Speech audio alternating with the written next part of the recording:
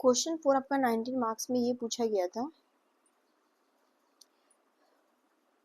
Give arguments for and against mechanization of Indian agriculture, कि जो आपने मैकेनाइजेशन हुआ है इंडियन एग्रीकल्चर का, मतलब मैकेनाइजेशन मतलब कि उसमें जैसे मशीन्स, ट्रैक्टर, टूल मतलब का यूज़ करना, ठीक है। तो उसके आर्गुमेंट फॉर में भी देना है, उसके अगेंस्ट में भी, फिर हमें अप्रोप्रिएट टेक्नोलॉजी भी समझानी है। तो पहले हम थोड़ा सा इंट्रोडक्शन देख लेते हैं। मैकेनाइजेशन ऑफ एग्रीकल्चर का मतलब होता है कि जैसे ट्रैक्टर, हार्वेस्टर, थ्रेशर्स का यूज़ करना एग्रीकल्चर करने के लिए, ठीक है, क्योंकि इससे एक तो प्रोडक्टिविटी बढ़ जाती है। तो इंडिया जैसी कंट्री में इसके कुछ फ़ायदे भी हैं, कुछ नुकसान भी है, ठीक है। तो आर्गुमेंट्स इन फेवर में देख लेते हैं, ठीक है। या हम ऐसे भी कह सकते हैं कि अगर हम मशीन्स वगैरह का यूज़ करते हैं, जैसे ट्रैक्टर्स का, हार्वेस्टर, थ्रेशर का कृषि में, तो उसके क्या फ़ायदे हैं।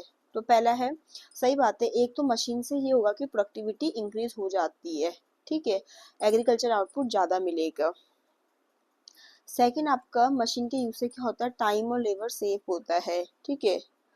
जो भी टाइम जैसे प्लॉगिंग, खुदाई के लिए, बीज बोने के लिए लगता है या हार्वेस्टिंग में लगता है, वो कम हो जाएगा। तो ये आपका बहुत फायदेमंद होगा जब आपका पीक सीजन होता है उस समय, ठीक है। थर्ड है कि हम इससे लार्ज स्केल पे फार्मिंग कर सकते हैं, ठीक है। जैसे अब इसे छोटे छोटे, अगर आपके पास जमीन है तो ठीक है, उनको फिर भी आप मतलब इसे हाथ से खुदाई कर सकते हैं, बो सकते हैं। लेकिन बड़े बड़े आपके पास जैसे अगर फील्ड है, बड़े बड़े एरिया लैंड के, ठीक है, तो उससे क्या होगा, लार्ज स्केल पे फार्मिंग हो जाएगी। तो ये एक्सप्लेनेशन तो इन्होंने ऐसे लिख रहे हैं कि आप इसमें लिखो कि इससे पॉसिबल हो सकता है कि हम कल्टीवेट कर सकते हैं लार्ज एरिया ऑफ लैंड, जो आपका एग्रीकल्चर की कॉमर्शियलाइजेशन के लिए अच्छा है, ठीक है। बेटर क्वालिटी ऑफ वर्क मिलेगा। ये जो एक्सप्लेनेशन है इसमें आनी, ठीक है, थर्ड वाले पॉइंट में। फोर्थ में आप लिख सकते हो कि मशीन से क्या होता है कि जैसे हम जो भी इरिगेशन कर रहे हैं या हम हार्वेस्टिंग कर रहे हैं, वो ना यूनिफॉर्मिटी आती है उसमें, ठीक है।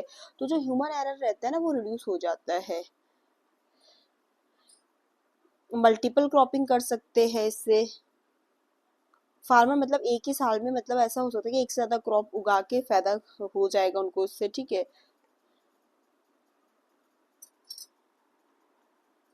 रिडक्शन इन डर्ज गेरी, तो इसका मतलब डर्ज गेरी मतलब क्या होता है कि एक तरीके से जो फिजिकल बर्डन रहता है फार्मर्स पे, लेबर पे, कि भी इतने बड़े खेत की खुदाई करनी है, फिर उसकी मतलब हार्वेस्टिंग करनी है, ठीक है, या बीज बोना है, वो कहीं ना कहीं रिड्यूस हो जाता है मशीन्स के आने के कारण। तो ये आर्ग्यूमेंट्स हम इसके फेवर में लिख सकते हैं। अब अगेंस्ट में ये हो सकता है कि देखो, सही बात है, मशीन ने क्या किया है, अनएम्प्लॉयमेंट प्रॉब्लम लेकर आया है, ठीक है। मशीन जो है कहीं ना कहीं आपके अनएम्प्लॉयमेंट की प्रॉब्लम लाया, मशीन ने ह्यूमन लेबर को रिप्लेस कर दिया है, ठीक है। तो वही है कि जैसे हमारी कंट्री इंडिया में क्या बोलते हैं, कहीं ना कहीं ये क्या बोलते हैं, अनएम्प्लॉयमेंट लेकर आया है। फिर मशीन जो होते हैं हाई कॉस्ट के होते हैं, जैसे ट्रैक्टर, हार्वेस्टर, छोटे फार्मर्स तो इनको अफोर्ड भी नहीं कर सकते, ठीक है। और फिर इंडिया में लैंड होल्डिंग कैसे स्मॉल और फ्रेगमेंटेड है, ठीक है, छोटी छोटी टुकड़ों में बट रखी है, ठीक है। तो उससे क्या होता है कि जो ये मैकेनाइजेशन होता है इतने अच्छे से हो नहीं पाता, ठीक है। अब भाई किसानों के पास छोटे छोटे जमीनें हैं, तो वहां पर वो इतने अच्छे से मशीन वगैरह का कहाँ यूज करना, ठीक है। वो यही तो सोचेंगे कि भाई अगर मैं इनको ट्रेडिशनल मेथड से कर लूँ तो ठीक है, मुझे सस्ता भी पड़ेगा। मशीन्स वगैरह का यूज भी ज्यादा फायदेमंद तब होता है जब बड़े बड़े आपके पास जमीन का टुकड़ा हो, एक ही जगह में हो, ठीक है।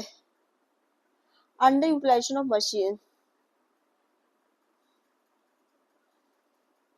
तो जैसे इसमें आप लिख सकते हो, कई बार क्या होता है जैसे मशीन्स वगैरह क्या बोलते हैं, ऐसे अंडर यूटिलाइजेशन मशीन में लिख सकते हो, जैसे मशीन्स वगैरह खरीदी, जैसे ट्रैक्टर, हार्वेस्टर, वो कभी कभी क्या होता है कि जैसे कृषि ना सीजनल होती है, तो बहुत लंबे समय तक ऐसे ही रहता है कि आइडल पड़े रहते हैं, इनका यूज नहीं होता।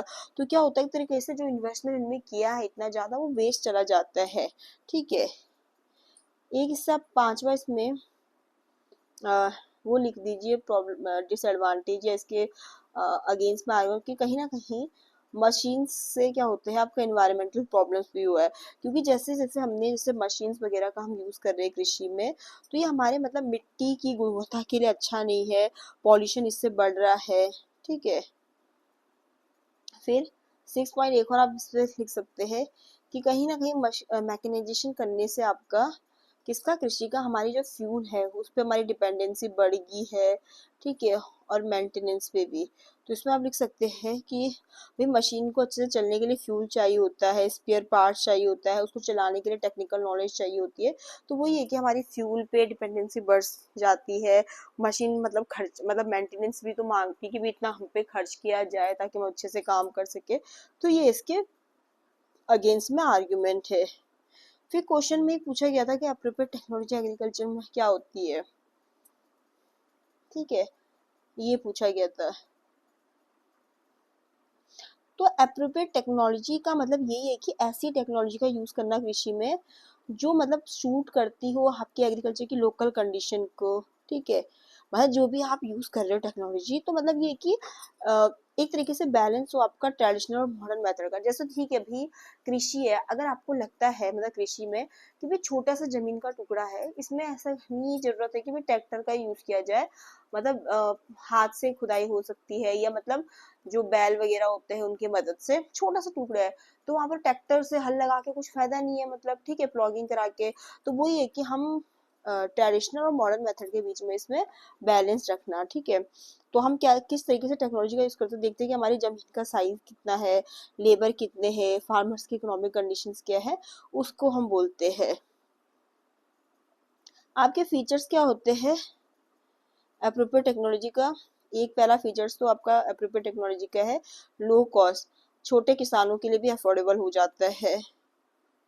ये आपकी लेबर इंटेंसिव होती है, तो कहीं ना कहीं रोजगार प्रोवाइड करती है। एफिशिएंट, प्रोडक्टिविटी को इम्प्रूव करती है। इको फ्रेंडली होती है आपकी, ठीक है, वातावरण को मतलब नुकसान नहीं करती है। और इनको मतलब अप्रोप्रिएट टेक्नोलॉजी के लिए जो मतलब नॉलेज चाहिए होती है वो बिल्कुल सिंपल होती है, ठीक है। ऐसा नहीं कि कोई आपको हाई फाई नॉलेज चाहिए होगी, बहुत ही कम टेक्निकल नॉलेज में आप इस टेक्नोलॉजी को यूज कर सकते हैं। जैसे एग्जांपल, जैसे छोटे ट्रैक्टर और टूल्स, ऑर्गेनिक फार्मिंग मेथड, ठीक है, या ड्रिप इरिगेशन जो होता है, ठीक है, ये कुछ। तो ये था आपका क्वेश्चन, जहाँ पर आपने उसके फेवर में या अगेंस्ट में क्या आर्गुमेंट है ये सब आपने जाने। एट लास्ट आप कंक्लूजन में लिख दीजिएगा कि मैकेनाइजेशन से क्या हुआ, जैसे यहाँ पर है भी कि जो मैकेनाइजेशन हुआ उससे बेनिफिट्स और ड्रॉबैक भी आए इंडियन एग्रीकल्चर के लिए। ये कहीं ना कहीं प्रोडक्टिविटी और एफिशिएंसी को तो इंक्रीज करता है, तो कहीं ना कहीं इससे अनएम्प्लॉयमेंट और इनक्वालिटी भी बढ़ती है। तो देयरफॉर इंडिया को अडॉप्ट करना चाहिए आपका एप्रोप्रिएट टेक्नोलॉजी, ठीक है, जो आपका एफिशिएंसी लेकर आता है रोजगार के साथ और सस्टेनेबिलिटी के साथ।